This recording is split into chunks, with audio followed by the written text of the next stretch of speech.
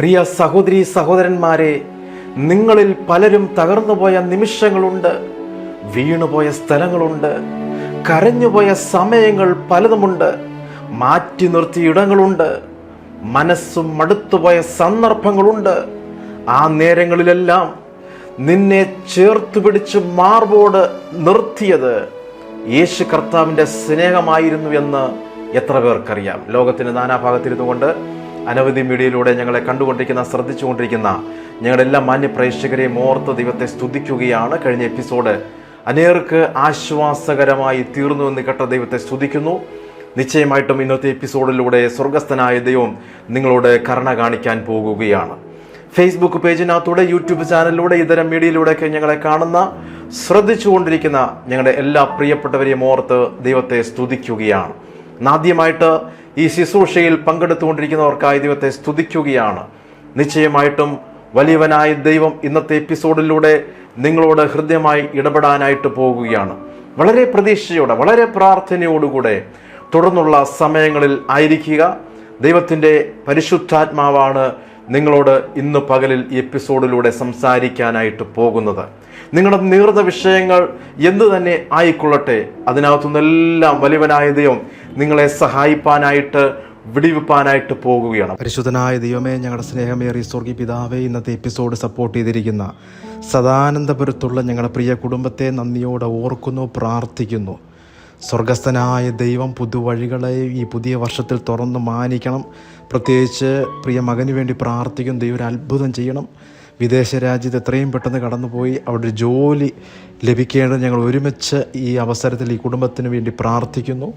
അപ്പോൾ തന്നെ വിദേശത്ത് ജോലി ആയിരിക്കുന്ന പ്രിയ അങ്കിളിനായി പ്രാർത്ഥിക്കുന്നു, അനുഗ്രഹിക്കുന്നു. ജോലി ആൻറ്റിക്കായി പ്രത്യേകം പ്രാർത്ഥിക്കുന്നു. പിതാവിൻ്റെയും പുത്രൻ്റെയും പരിശുദ്ധാത്മാവിൻ്റെ നാമത്തിൽ സദാനന്ദപുരത്ത് താമസിക്കുന്ന ഞങ്ങളുടെ പ്രിയ ഭവനത്തെ യേശു കർത്താവിൻ്റെ നാമം ചൊല്ലി ഞങ്ങൾ അനുഗ്രഹിക്കുകയാണ്. സ്വർഗത്തിലെ എല്ലാവിധ ആത്മീയ അനുഗ്രഹത്താൽ ദൈവം നിറയ്ക്കണമേ. കർത്താവെ, അങ്ങയുടെ വാഗ്ദത്തങ്ങളെല്ലാം ഈ ഭവനത്തിൽ ആമേ നിറവേറട്ടെ എന്ന് ഞങ്ങൾ ബ്ലസ് ചെയ്ത് പ്രാർത്ഥിക്കുന്നു. കർത്താവിൻ്റെ കൃപ കൂടെയിരിക്കണമേ. പ്രത്യേകിച്ച് പ്രിയ മകന് വേണ്ടി ദൈവം ഒരു അത്ഭുതം ചെയ്യണം. യേശുവിൻ്റെ നാമത്തിൽ അനുഗ്രഹിക്കുന്നു. ആമേൻ. വളരെ പ്രതീക്ഷയോടെ, വളരെ പ്രാർത്ഥനയോടുകൂടെ തുടർന്നുള്ള സമയങ്ങളായിരിക്കുന്നുവെങ്കിൽ നിശ്ചയമായിട്ടും വലിയവനായ ദൈവം നിങ്ങളോട് ഹൃദ്യമായി സംസാരിക്കുകയും നിങ്ങളുടെ നീറുന്ന വിഷയങ്ങൾക്ക് പരിഹാരം നൽകി തരികയും ചെയ്യുമെന്നറിയുക. ലോകത്തിൻ്റെ നാനാഭാഗത്ത് ചിതറിപ്പാർക്കുന്ന ഞങ്ങളുടെ എല്ലാ ഭവനങ്ങളെയും ഓർത്ത് ദൈവത്തെ സ്തുതിക്കുകയാണ്. നിങ്ങൾ ഞങ്ങളെ ഓർത്ത് പ്രാർത്ഥിക്കുന്നതിലും ഞങ്ങളെ സപ്പോർട്ട് ചെയ്യുന്നതിലുമൊക്കെ പ്രത്യേകം നന്ദി നിങ്ങളോട് ഈ അവസരത്തിൽ അറിയിക്കുകയാണ്. ദൈവം നിങ്ങളെയും നിങ്ങളുടെ കുടുംബങ്ങളെയും ധാരാളമായിട്ട് അനുഗ്രഹിക്കുമാറാകട്ടെ. തുടർന്ന് കർത്താവിൻ്റെ മാറ്റമില്ലാത്ത വചനത്തെ നമ്മൾ ശ്രവിക്കാൻ പോവുകയാണ്. വളരെ പ്രതീക്ഷയോടെ ഏവരെയും ഒരിക്കൽ കൂടെ ഈ ശുശ്രൂഷയിലേക്ക് ഞങ്ങൾ ഹാർദമായി സ്വാഗതം ചെയ്യുന്നു.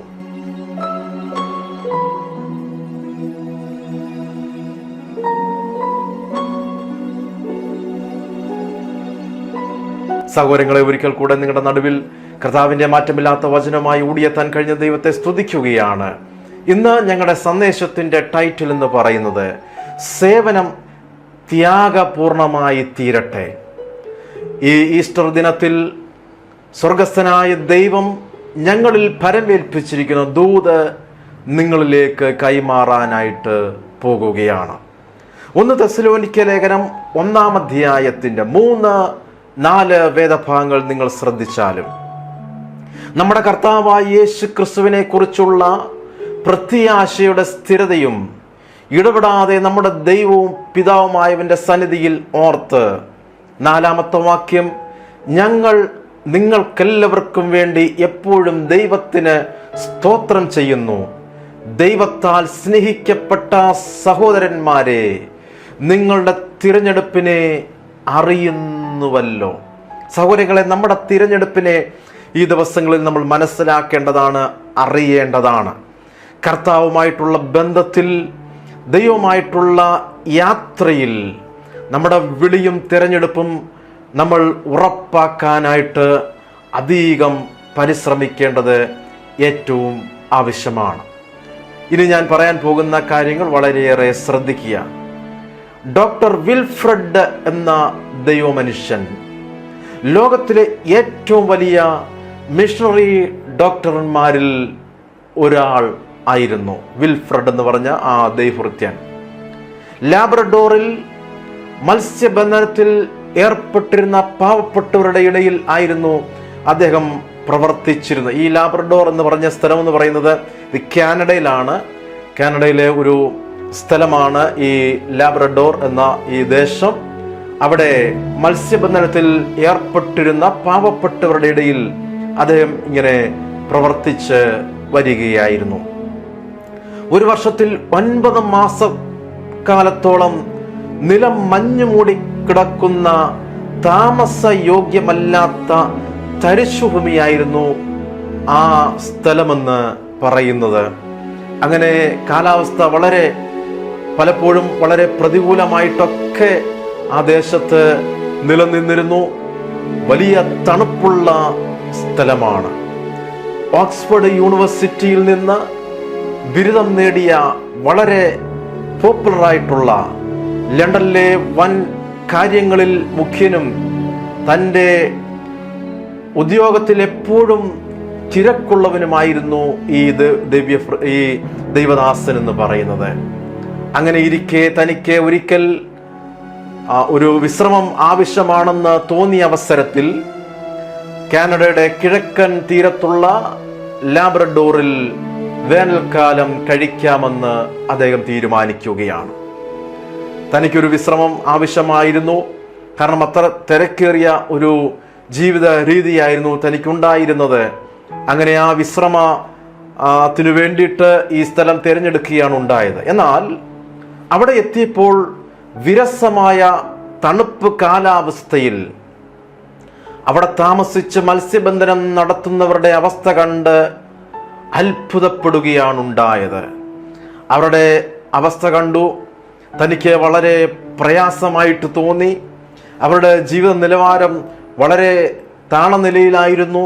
ഈ സാഹചര്യമൊക്കെ കണ്ടപ്പോൾ ഈ ദൈവമനുഷ്യൻ്റെ ഉള്ളിൽ വലിയൊരു ആത്മഭാരം ഉണ്ടാകുകയാണ്. ലണ്ടനിൽ തിരിച്ചെത്തിയ അദ്ദേഹം ലാബ്രഡോറിൽ ഒരു മിഷണറി ഡോക്ടറായിട്ട് പോകാനായിട്ട് തീരുമാനമെടുക്കുകയാണ്. ലണ്ടനിൽ സുഖകരമായിട്ട് താമസിക്കേണ്ട എല്ലാ സാഹചര്യങ്ങളും തനിക്ക് ഉണ്ടായിട്ടുകൂടി ഈ സ്ഥലത്ത് എത്തപ്പെടാനായിട്ടും അവിടെ മിഷണറി പ്രവർത്തനം തുടരാനായിട്ട് അദ്ദേഹം തീരുമാനമെടുക്കുകയാണ്. അവിടെ മഞ്ഞുമലകൾ കാരണം 4 പ്രാവശ്യം കപ്പൽ ഛേദത്തിൽ അദ്ദേഹം അകപ്പെട്ടുപോയ സംഭവങ്ങൾ ഉണ്ടായിട്ടുണ്ട്. മരണാസന്നനാകുമ്പോഴും അദ്ദേഹം വനത്തിൽ മഞ്ഞിൽ അകപ്പെട്ടുപോയ അവസരങ്ങൾ ഉണ്ടായിട്ടുണ്ട്. അദ്ദേഹത്തിന് ചില രാത്രികൾ തന്നെ ഒഴുകി നടക്കുന്ന മഞ്ഞുപാളികളിൽ ഉറങ്ങേണ്ടതായിട്ട് വന്നിട്ടുണ്ട്. അത്രയേറെ ത്യാഗങ്ങൾ സഹിച്ച് അദ്ദേഹം ആ ദേശത്ത് ഒരു മിഷണറി പ്രവർത്തനം നടത്തുകയാണ്. അവിടെയുള്ള മത്സ്യബന്ധനക്കാർ വളരെ അന്ധവിശ്വാസികളായിരുന്നു. അവരുടെ ഇടയിലാണ് അദ്ദേഹം പ്രവർത്തിച്ചു കൊണ്ടിരുന്നത്. ഒരു വൃദ്ധയായ സ്ത്രീയുടെ കാല് മഞ്ഞ് കട്ടയിൽ അകപ്പെട്ട് ചതഞ്ഞു പോയത് അണുബാധയുണ്ടായപ്പോൾ അതിനെ ഛേദിച്ച് കളയേണ്ടത് ആവശ്യമായിരുന്നു. പഴയ നിയമ പ്രമാണമനുസരിച്ച് വളരെ ഭക്തയായി ഇങ്ങനെ മുന്നോട്ട് പോയ ആ സ്ത്രീ മരുന്ന് സ്വീകരിക്കാൻ തയ്യാറായില്ല. അവള് പലപ്പോഴും പറഞ്ഞിട്ടുള്ളൊരു കാര്യമുണ്ട്, ദൈവം അവർക്ക് വേദന അനുവദിച്ചിരിക്കുന്നതിനാൽ അത് സഹിക്കുക എന്ന അവളുടെ കടമയാണെന്നൊക്കെ പറയുകയും അങ്ങനെ കർത്താവിന് വേണ്ടി വളരെ ത്യാഗങ്ങൾ ആ സഹോദരി സഹിപ്പാനായിട്ടൊക്കെ ഇടയായി തീർന്നു. അങ്ങനെ തൻ്റെ മുതിർന്ന 5 ആൺമക്കൾ അവളെ അമർത്തിപ്പിടിച്ചിരിക്കെ ഈ ഡോക്ടർ അവളുടെ കാല് മുറിച്ചു മാറ്റുകയാണ്. ക്രിസ്തുവിനോടുള്ള അളവറ്റ സ്നേഹത്താലുള്ള തൻ്റെ 50 വർഷത്തെ നിസ്വാർത്ഥമായ സേവനത്തെ പരിഗണിച്ച് ഇംഗ്ലണ്ടിലെ ജോർജ് 5 അദ്ദേഹത്തിന് സർ എന്ന ബഹുമതി കൊടുത്ത് ഈ മിഷണറിയെ ആദരിക്കുകയുണ്ടായി. പ്രിയ സഹോദരങ്ങളെ, യേശു പറഞ്ഞ് ശ്രദ്ധിക്കുക, എൻ്റെ പിതാവിനാൽ അനുഗ്രഹിക്കപ്പെട്ടവരെ വരുവീൻ, ലോകസ്ഥാപനം മുതൽ നിങ്ങൾക്കായി ഒരുക്കിയിരിക്കുന്ന രാജ്യം അവകാശമാക്കിക്കൊള്ളുവീൻ. ഞാൻ അതിഥിയായിരുന്നു, നിങ്ങൾ എന്നെ ചേർത്തുകൊണ്ടു. രോഗിയായിരുന്നു, നിങ്ങൾ എന്നെ കാണുവാൻ വന്നു. മത്തായി സുവിശേഷം 25-ാം അധ്യായം 34, 35, 36 വാക്യങ്ങൾ നിങ്ങൾ വായിച്ചാട്ടെ. ഈ ഈസ്റ്റർ ദിനത്തിൽ, ഈ ഉയർപ്പിന്റെ ഈ അവസരത്തിൽ, ലോകം മുഴുവൻ കർത്താവിന്റെ ഉയർപ്പിനെ സെലിബ്രേറ്റ് ചെയ്യുന്ന അവസരത്തിൽ കർത്താവിനെ സേവിക്കാൻ ചില തീരുമാനങ്ങൾ, ത്യാഗപൂർണമായ തീരുമാനങ്ങൾ എടുക്കാൻ കഴിഞ്ഞാൽ ദൈവരാജ്യത്തിന് അത് വളരെ പ്രയോജനകരമായിരിക്കുമെന്ന് അറിയുക. എല്ലാ വർഷവും വരുന്ന പോലെ ഈസ്റ്റർ ആഘോഷിച്ചിട്ട് പോവുകയല്ല. ഈ ദിവസത്തിൽ ദൈവമായിട്ട് ചില തീരുമാനങ്ങൾ എടുത്താൽ വലിയവനായ ദൈവം നിങ്ങളിലൂടെ മഹാത്ഭുതങ്ങളെ പ്രവർത്തിക്കുമെന്നറിയുക. ആവർത്തന പുസ്തകം 10-ാം അധ്യായത്തിന്റെ 12-ാമത്തെ വാക്യം, ആകയാൽ ഇസ്രായേലേ, നിന്റെ ദൈവമായ യഹോവയെ ഭയപ്പെടുകയും അവന്റെ എല്ലാ വഴികളിലും നടക്കുകയും അവനെ സ്നേഹിക്കുകയും നിന്റെ ദൈവമായ യഹോവയെ പൂർണ്ണ ഹൃദയത്തോടും കൂടെ സേവിക്കുകയും. അപ്പോൾ തന്നെ മറ്റൊരു വാക്യം ഞാൻ നിങ്ങൾക്കായിട്ട് വായിച്ചു കേൾപ്പിക്കാൻ ആഗ്രഹിക്കുകയാണ്. എഫേസ്യ ലേഖനം 6:7, മനുഷ്യരെ അല്ല കർത്താവിനെ തന്നെ പ്രീതിയോടെ സേവിച്ചും കൊണ്ട് അനുസരിപ്പീൻ എന്ന് അവിടെ രേഖപ്പെടുത്തിയിരിക്കുകയാണ്. മനുഷ്യരെ അല്ല സഹോദരങ്ങളെ നമ്മൾ പ്രീതിപ്പെടുത്തേണ്ടത്, കർത്താവിനെ തന്നെ പ്രീതിയോടെ സേവിച്ചും കൊണ്ട് അനുസരിച്ചു നടന്നാൽ ഒരു വലിയ അനുഗ്രഹം നിങ്ങളുടെ ഭവനത്തിൽ വെളിപ്പെട്ടു വരുമെന്നറിയുക. എബ്രായ ലേഖനം 12-ാം അധ്യായത്തിന്റെ 28-ാമത്തെ വാക്യം, ആകയാൽ ഇളകാത്ത രാജ്യം പ്രാപിക്കുന്നത് കൊണ്ട് നാം നന്ദിയുള്ളവരായി ദൈവത്തിന് പ്രസാദം വരുമാറ് ഭക്തിയോടും ഭയത്തോടും കൂടെ സേവ ചെയ്യുക. ദൈവത്തെ എങ്ങനെയാണ് സേവിക്കേണ്ടത്? ദൈവത്തെ എങ്ങനെയാണ് പിൻപറ്റേണ്ടത്?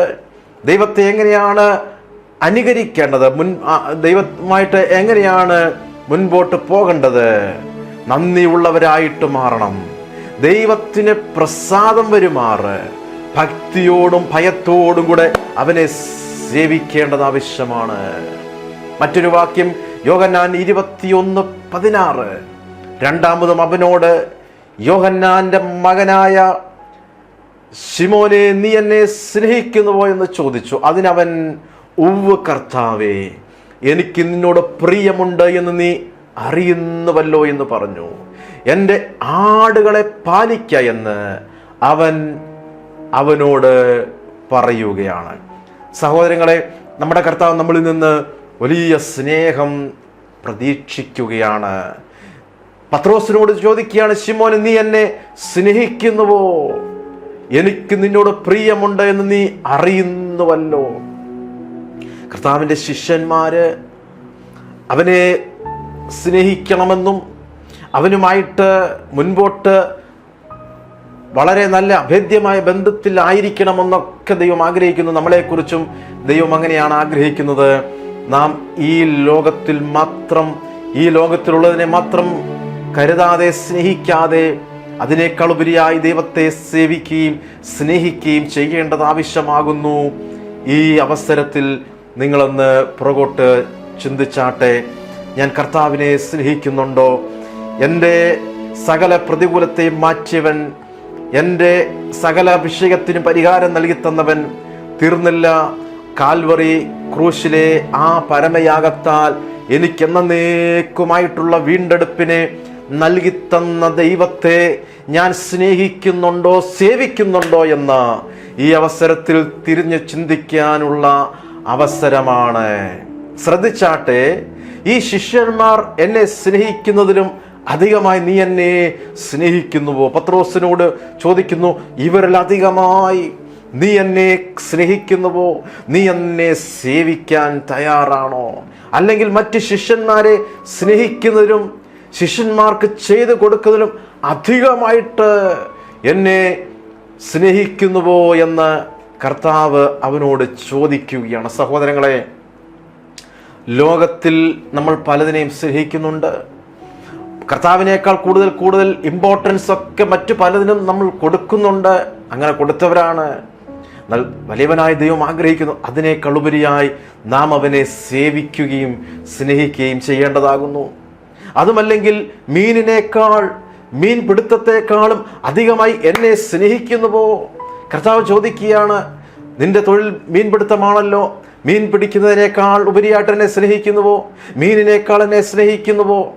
അതിനർത്ഥം ലോകത്തുള്ളതിനേക്കാൾ അധികമായിട്ട് കർത്താവിനെ സ്നേഹിക്കേണ്ടതാകുന്നു. പല ആൾക്കാരെയും ഞാൻ ശ്രദ്ധിച്ചപ്പോൾ എനിക്ക് മനസ്സിലായ കാര്യം, കർത്താവിനേക്കാൾ അമിതമായിട്ട് ഈ ലോകത്തെ അവർ സ്നേഹിച്ചുകൊണ്ടിരിക്കുന്നു.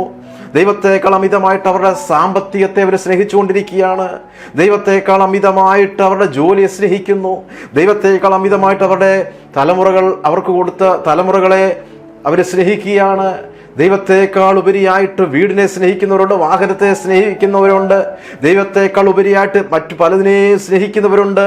എന്നാൽ കർത്താവ് ഇതാ ഈ ശുശ്രൂഷയിലൂടെ, ഈ എപ്പിസോഡിലൂടെ നിങ്ങളോട് അറിയിക്കാനുള്ള ദൂതെന്ന് പറയുന്നത്, ഇതിനേക്കാൾ ഉപരിയായിട്ട് ലോകത്തുള്ള സകലത്തേക്കാൾ ഉപരിയായിട്ട് യേശുവിനെ സ്നേഹിക്കുന്ന ഒരു ശിഷ്യനാണോ നിങ്ങളെന്ന് തീരുമാനമെടുക്കുക. അങ്ങനെ നിങ്ങളൊന്ന് ചിന്തിച്ചു നോക്കുക. ക്രിസ്തുവിനോടുള്ള സ്നേഹം പത്രോസ് വളരെ സ്പഷ്ടമായി വെട്ടിത്തുറന്ന് പറയുകയാണ്. അതാണ് യോഹന്നാൻ 13:37 കാണുന്നത്. പത്രോസിനോട് യേശു ചോദിക്കുന്നത്, നിന്റെ കൈപ്പേറിയ അനുഭവങ്ങൾക്കും നിന്റെ ബലഹീനതയിൽ നിന്നും പഠിച്ചതിന് ശേഷവും നീ എന്നെ അമിതമായിട്ട് സ്നേഹിക്കുന്നുവെന്ന് ചോദിക്കുകയാണ്. സഹോദരങ്ങളെ, കർത്താവിനെ കൂടുതലായിട്ട് സ്നേഹിക്കേണ്ടത് ഏറ്റവും ആവശ്യമാണ്. മറ്റ് ശിഷ്യന്മാരെക്കാൾ അധികമായി സ്നേഹിക്കുന്നു എന്ന് പറയാൻ തുനിയുന്നുവോ? മറ്റ് ശിഷ്യന്മാരെക്കാൾ അമിതമായിട്ട് നിനക്കെന്നെ സ്നേഹിക്കാൻ കഴിയുന്നുണ്ടോ? നിന്റെ പൂർവ്വകാല ജീവിതത്തെക്കാളും ജീവിത രീതിയെക്കാളും അധികമായിട്ട് എൻ്റെ മാർഗത്തിൽ ജീവിക്കുവാൻ മുൻഗണന നൽകുന്നോ? ഞാൻ നിങ്ങളോട് ചോദിക്കുകയാണ്, ഇതേ ചോദ്യം ഞാൻ നിങ്ങളോട് ചോദിക്കുകയാണ്. അധികമായിട്ട് ദൈവത്തെ സ്നേഹിക്കാൻ നിങ്ങൾക്ക് തയ്യാറാണോ? കർത്താവിൻ്റെ മാർഗത്തിൽ ജീവിക്കുവാൻ മുൻഗണന നിങ്ങൾക്ക് നൽകാൻ കഴിയുമോ? പലരും മുൻഗണന നൽകുന്നത് ജീവിതത്തിൽ മറ്റു പലതിനും വേണ്ടിയിട്ടാണ്. എന്നാൽ കർത്താവ് ആഗ്രഹിക്കുന്നത് അതിനേക്കാൾ ഉപരിയായിട്ട് ജീവന്റെ മാർഗത്തിൽ മുൻപോട്ട് പോകാനായിട്ട് നിങ്ങൾക്ക് ഈ അവസരത്തിൽ അതിന് കൂടുതൽ പ്രാധാന്യം കൊടുക്കാനായിട്ട് പറ്റുമോ?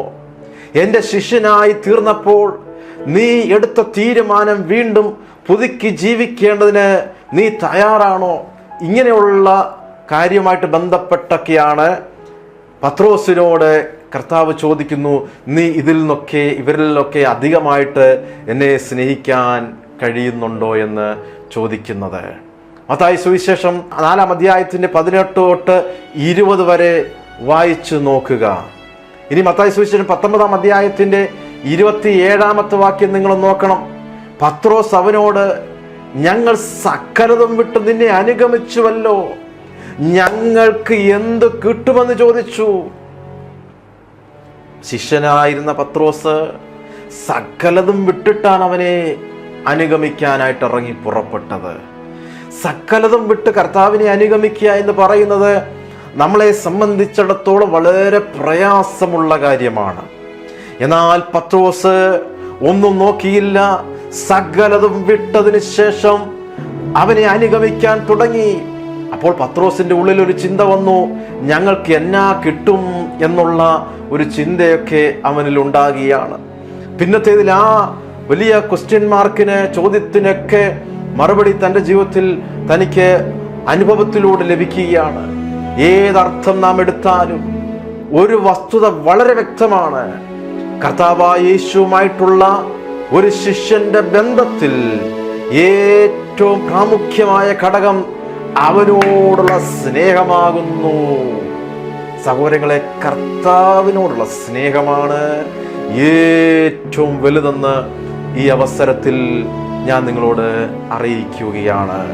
കർത്താവിൻ്റെ ഉയർപ്പുമായിട്ട് ബന്ധപ്പെട്ട് ലോകം മുഴുവൻ അവൻ്റെ ഉയർപ്പിനെ ഓർക്കുമ്പോൾ, അത് സെലിബ്രേറ്റ് ചെയ്യുമ്പോൾ, ഈ എപ്പിസോഡിൽ എനിക്ക് പറയാനായിട്ടുള്ള ഒരു കാര്യമെന്ന് പറയുന്നത്, കർത്താവായ യേശുവുമായിട്ടുള്ള ഒരു ശിഷ്യന്റെ ബന്ധത്തിൽ ഏറ്റവും പ്രാമുഖ്യമായ ഘടകം അവനോടുള്ള സ്നേഹമാണ്. ആ സ്നേഹത്തിന്റെ കൂടുതൽ കൊണ്ടാണ് ഞാൻ ആരംഭത്തിൽ പറഞ്ഞ ആ മിഷണറി ഡോക്ടർ വലിയ പ്രതികൂലങ്ങൾ സഹിച്ച്, ത്യാഗങ്ങൾ സഹിച്ച് മത്സ്യബന്ധനക്കാരുടെ ഇടയിൽ പ്രവർത്തിക്കുവാനിടയായി തീർന്നത്. യേശുവിനോടുള്ള സ്നേഹം നിമിത്തമാണ് പല മിഷണറിമാരും നമ്മുടെ രാജ്യത്ത് വന്ന് പ്രതികൂലങ്ങൾ സഹിച്ച്, പ്രതിസന്ധികൾ സഹിച്ച് ഇവിടെ തുടരാനായിട്ടിടയായി തീർന്നത്. യേശു ക്രിസ്തുവുമായിട്ടുള്ള സ്നേഹത്തിന്റെ കൂടുതൽ നിമിത്തമായിട്ടാണ് ആഫ്രിക്കൻ ദേശത്ത് ആരും കടന്നു ചെല്ലാൻ മടിക്കുന്ന സ്ഥലത്ത് അനേകം മിഷണറിമാര് കടന്നു ചെന്ന് കർത്താവിന്റെ നാമത്തെ പ്രതി അവിടെ നിലകൊള്ളുവാനിടയായി തീർന്നത്. യേശു ക്രിസ്തുവുമായിട്ടുള്ള സ്നേഹത്തിന്റെ കൂടുതൽ കൊണ്ടാണ് പ്രതികൂലങ്ങൾ, പ്രതിസന്ധികൾ, ത്യാഗങ്ങളൊക്കെ സഹിച്ച് ഇന്നും കർത്താവിന് വേണ്ടി പലരും നിലകൊള്ളുന്നതെന്നറിയുക. ഞാൻ നിങ്ങളോട് ചോദിക്കുന്നു, യേശു ക്രിസ്തുവിനോടുള്ള സ്നേഹത്തിൽ നിങ്ങളുടെ നിലപാട് എങ്ങനെയായിരിക്കുന്നു? ശ്രദ്ധിക്കുക പ്രിയരെ, സ്നേഹമെന്ന് പറയുന്നത് ഏറ്റവും പ്രധാനപ്പെട്ട ഘടകമാണ്. സ്നേഹം സേവനത്തിലൂടെ പ്രാവർത്തികമാക്കുക. വീണ്ടും ഞാൻ പറയുന്നു, സ്നേഹമെന്ന് പറയുന്നത് കേവലം വാക്കിലുകൊണ്ട് ഒതുക്കേണ്ടതല്ല, അത് സേവനത്തിലൂടെ പ്രാവർത്തികമാക്കണം. കർത്താവിനെ സ്നേഹിക്കുന്നു എന്ന് പറയുക മാത്രമല്ല, അത് സേവനത്തിലൂടെ, കർത്താവിനെ സേവിക്കുന്നതിലൂടെ അത് പ്രാവർത്തികമാക്കി തീർത്തു കഴിഞ്ഞാൽ അതിന് അർത്ഥമുണ്ട് എന്നറിയുക. അതാണ് യോഹന്നാൻ 14:15 തൊട്ട് 23 വരെ എഴുതിയിരിക്കുന്നത്. 23-ാമത്തെ വാക്യം ഞാൻ വായിച്ചു കേൾപ്പിക്കാൻ ആഗ്രഹിക്കുകയാണ്. യേശു അവനോട്, എന്നെ സ്നേഹിക്കുന്നവൻ എൻ്റെ വചനം പ്രമാണിക്കും. കർത്താവിനെ സ്നേഹിക്കുന്നുണ്ടെങ്കിൽ അവന്റെ വചനം നാം പ്രമാണിക്കും. എൻ്റെ പിതാവ് അവനെ സ്നേഹിക്കും, ഞങ്ങൾ അവന്റെ അടുക്കൽ വന്ന് അവനോടുകൂടെ വാസം ചെയ്യും.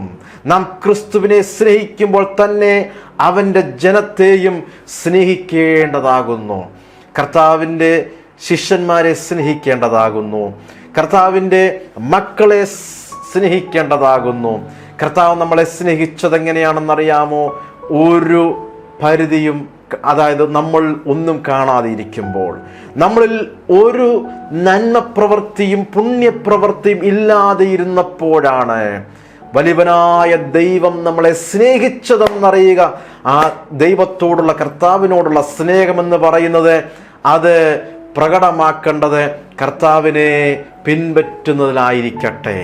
കൂടാതെ ഒരു കാര്യം കൂടി പറയുകയാണ്, സ്നേഹം കൂടാതെ ഉള്ള പ്രവർത്തനം വളരെ ന്യൂനതകൾ നിറഞ്ഞതാണെന്ന് അറിയുക. സ്നേഹം കൂടാതെ ആരെങ്കിലും ഈ ദിവസങ്ങളിൽ മുൻപോട്ട് യാത്ര ചെയ്യുന്നുണ്ടെങ്കിൽ അതിന് ഒരുപാട് കുറവുകളുണ്ടെന്നറിയുക. അതാണ് 1 കൊരിന്ത്യർ ലേഖനം 13-ാം അധ്യായത്തിൻ്റെ 1 തൊട്ട് 3 വരെയുള്ള വചനങ്ങൾ നിങ്ങൾ എടുത്ത് വായിക്കുക. അവിടെ സ്നേഹത്തിൻ്റെ വലിയ പ്രാധാന്യത്തെക്കുറിച്ച് അവിടെ അപ്പോസ്തലൻ രേഖപ്പെടുത്തി വച്ചിരിക്കുകയാണ്. അനേക ഭവനങ്ങളിൽ നിന്ന് പ്രയർ ലൈനിലേക്ക് കോളുകൾ വരുന്ന സമയത്ത് പലരും പറയാറുള്ള കാര്യമാണ്, ഞങ്ങളുടെ ഭവനത്തിൽ സ്നേഹം എന്താണെന്ന് ഞങ്ങൾക്ക് ഇന്നുവരെ ഞങ്ങൾക്ക് അനുഭവിക്കാൻ കഴിഞ്ഞിട്ടില്ല. ഞങ്ങളുടെ ഭവനത്തിൽ എന്നും ദുഃഖത്തിൻ്റെ അനുഭവങ്ങളാണ്. ഞങ്ങളുടെ ഭവനത്തിൽ എന്നും കണ്ണുനീരിൻ്റെ അനുഭവങ്ങളാണ്. ഞങ്ങളുടെ കുടുംബത്തിൽ ഒരു സമാധാനമില്ല. ഞങ്ങളുടെ കുടുംബത്തിൽ ഒരു സന്തോഷമില്ല. അങ്ങനെയുള്ള കുടുംബക്കാരോട്, അങ്ങനെ ആ നിലയിൽ മുൻപോട്ട് പോയിക്കൊണ്ടിരിക്കുന്ന ഭവനക്കാരോട് ഞങ്ങൾക്ക് ഈ എപ്പിസോഡിലൂടെ അറിയിക്കാനുള്ളത്, സ്നേഹവാനായ ദൈവത്തെ നിങ്ങളുടെ ഭവനത്തിലേക്ക് സ്വീകരിക്കൂ. ആ സ്നേഹവാനായ ദൈവം നിങ്ങളുടെ ഭവനത്തിൽ വെളിപ്പെട്ടു വരുമ്പോൾ നിങ്ങളുടെ ഭവനത്തിൽ സ്നേഹത്തിൻ്റെ പൂർണ്ണത വെളിപ്പെടുകയാണ്. ആ പരസ്പരം സ്നേഹിക്കാൻ കഴിയാതിരിക്കുമ്പോൾ, പരസ്പരം കലഹിച്ച്, പരസ്പരം വിദ്വേഷത്തോടുകൂടെ മുൻപോട്ട് പൊയ്ക്കൊണ്ടിരിക്കുന്ന അനേക ഭവനങ്ങളോട് പരിശുദ്ധാത്മാവ് ഇടപെടുകയാണ്. സ്നേഹവാനായ ദൈവത്തെ നിങ്ങളുടെ ഭവനത്തിലേക്ക് സ്വീകരിച്ചാട്ടെ. സ്നേഹത്തിൻ്റെ പൂർണ്ണത ഞാൻ പലപ്പോഴും പറയാറുള്ള ഒരു കാര്യമാണ്. സ്നേഹത്തിൻ്റെ പൂർണ്ണത നമുക്ക് എവിടെ കാണാൻ കഴിയുമെന്ന് ചോദിച്ചു കഴിഞ്ഞാൽ, ഇതാ കാൽവറിയിലേക്ക് നോക്കിക്കഴിഞ്ഞാൽ സ്നേഹത്തിൻ്റെ പൂർണ്ണത നമുക്ക് കാണാൻ കഴിയും. നാം ക്രൂശിൻ്റെ ശത്രുക്കളായിരുന്നപ്പോൾ, നാം ഒന്നിനും കൊള്ളരാത്തവരായി തീർന്നപ്പോൾ, നാം ദൈവവുമായിട്ട് യാതൊരു ബന്ധമില്ലാതിരുന്ന സമയത്ത് വലിയവനായ ദൈവം നമ്മെ സ്നേഹിച്ചതിൻ്റെ കൂടുതൽ കൊണ്ടാണ് നാം മകനും മകളുമായി തീർന്നത്. യേശുവിൻ്റെ ത്യാഗ മരണത്തിലേക്ക് നിങ്ങളൊന്ന് നോക്കുക, ആ ക്രൂശിലേക്ക് നോക്കുക. സ്നേഹത്തിൻ്റെ പൂർണ്ണത അവിടെ കാണാൻ കഴിയും. അവിടുന്ന് നിങ്ങളെ സഹായിക്കാതെ ഇരിക്കുകയില്ല. അവിടുന്ന് നിങ്ങളെ നിങ്ങളുടെ ഭവനത്തിലെ കുറവുകൾ പരിഹരിക്കാതെ ഇരിക്കുകയില്ല. ആ സ്നേഹവാനായ ദൈവം വെളിപ്പെട്ടു വരുമ്പോൾ നിങ്ങളുടെ ഭവനത്തിൽ സ്നേഹം എന്താണെന്ന് നിങ്ങൾക്ക് തിരിച്ചറിയാനായിട്ട് കഴിയും. ഇനി ഒരു അത്ഭുത സാക്ഷ്യം നിങ്ങൾ കേൾക്കാൻ പോവുകയാണ്. അതിനുശേഷം ഓടി വന്നാട്ട് ഞാൻ നിങ്ങൾക്ക് വേണ്ടി പ്രാർത്ഥിക്കാൻ പോവുകയാണ്.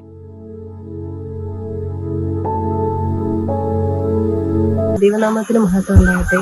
എനിക്ക് ഈശോ ചെയ്തൊരു വലിയൊരു അത്ഭുതം പറയാനാണ് ഞാൻ ഈ അവസരത്തിൽ ഇവിടെ നിൽക്കുന്നത്.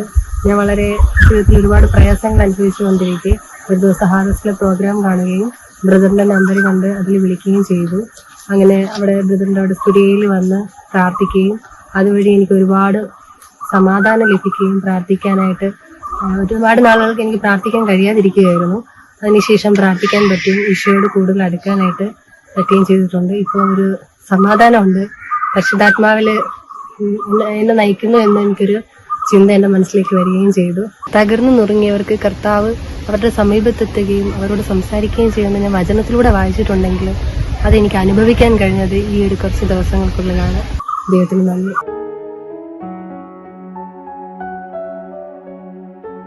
പരിശുദ്ധ ദൈവമേ, ഞങ്ങൾ ഒരുമിച്ച് ഞങ്ങളുടെ ജനത്തിന് വേണ്ടി പ്രാർത്ഥിക്കണം. ആരെല്ലാമാണ് ഈ ദിവസങ്ങളിൽ ഒരു പുതിയ വഴിക്കായിട്ട് ആഗ്രഹിക്കുന്നത്, യേശു കർത്താവിന്റെ നാമത്തിൽ ഒരു വലിയ ദൈവപ്രവൃത്തി ഉണ്ടായി വരട്ടെ എന്ന് ഈ അവസരത്തിൽ ഞങ്ങൾ പ്രാർത്ഥിക്കുകയാണ്. കടുത്ത നിരാശയിലായിരിക്കുന്നവർ ആരാണ്? യേശു കർത്താവിന്റെ നാമത്തിൽ അത്ഭുതകരമായ വിടുതൽ ഉണ്ടാകട്ടെ എന്ന് ഞങ്ങൾ പ്രാർത്ഥിക്കുന്നു. തുടരെ കണ്ണിന് വേദനയാൽ കഷ്ടപ്പെടുന്നവർ, ഈ ഒരു കുടുംബം ഈ ശുശ്രൂഷയിൽ പങ്കെടുത്തുകൊണ്ടിരിക്കുകയാണ്. യേശു കർത്താവിന്റെ നാമത്തിൽ ഇപ്പോൾ ഒരു സൗഖ്യം നടക്കട്ടെ എന്ന് പ്രാർത്ഥിക്കുകയാണ്. ആർക്കാണ് ഡയാലിസിസ് ഡോക്ടേഴ്സ് നിർദ്ദേശിച്ചിരിക്കുന്നത്? ഈ ശുശ്രൂഷയിൽ നിങ്ങളെ അവിടുന്ന് സൗഖ്യമാക്കിക്കൊണ്ടിരിക്കുകയാണ്. വിശ്വസിക്കുക, അവൻ്റെ അടിപ്പണരാൽ നിങ്ങൾക്കിപ്പോൾ ഒരു സൗഖ്യം നിങ്ങൾക്ക് അനുഭവിച്ചറിയാൻ കഴിയും. യേശുവിൻ്റെ നാമത്തിൽ പ്രാർത്ഥിക്കുന്നു. അനേക കുടുംബങ്ങളെ അങ്ങയുടെ നാമം ചൊല്ലി അനുഗ്രഹിച്ച് പ്രാർത്ഥിക്കുകയാണ്. യേശുവിൻ്റെ അൻപുള്ള നാമത്തിൽ തന്നെ ആമേൻ. സഹോദരങ്ങൾ, ഇന്നത്തെ എപ്പിസോഡ് നിങ്ങൾക്ക് വളരെ അനുഗ്രഹമായി തീർന്ന് വിശ്വസിക്കട്ടെ. അപ്പോൾ അടുത്ത ആഴ്ച ഇതേ സമയം വീണ്ടും ഇതേ ചാനൽ വീണ്ടും കണ്ടുമുട്ടാം. ഈ ശുശ്രൂഷയെക്കുറിച്ച് നിങ്ങളുടെ സ്നേഹിതന്മാരോടും കൂടെ അറിയിക്കുക. ദൈവം നിങ്ങളെ സമൃദ്ധിയായിട്ട് അനുഗ്രഹിക്കുമാറാകട്ടെ. May God bless you. Amen, amen, amen.